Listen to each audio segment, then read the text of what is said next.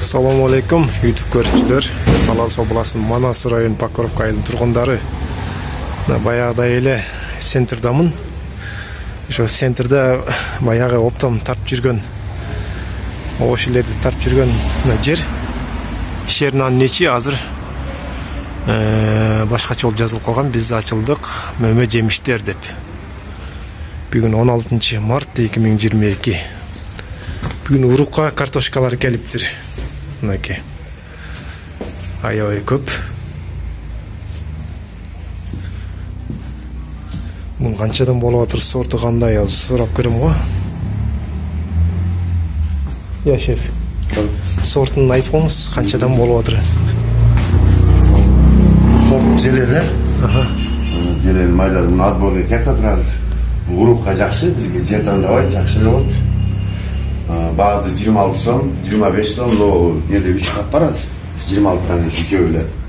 Калганы бүт кругу 25 сом болот. Неде 5 кап калды. Bir ton olmuş, beklemedim aldı ister. Bu 23'ten bu. Kelgenlere bazıları da bir son boşuna. Отборные идеально. Отборные да келди эле. Керекчи. Ошилер баягыдай пока. Да келгенде азайып калыптыр, келгенде да тартабыз. Алуучулар көбөйүп атса керек. Отборный картошкалар нормалда. Көрсөтөрбү? Мындай. Булар ушу кавымен 32ден болот. 32. Бунда эле кесипти көрөт да. Кесиптикте ол жеңинге ичи сап-сары. 100% кепилдик бар картошкага. Жооп бере алам картошкага. Даамы сон. Эгер каптап алгандарга болсо 1 кило скидка чыгарып берем.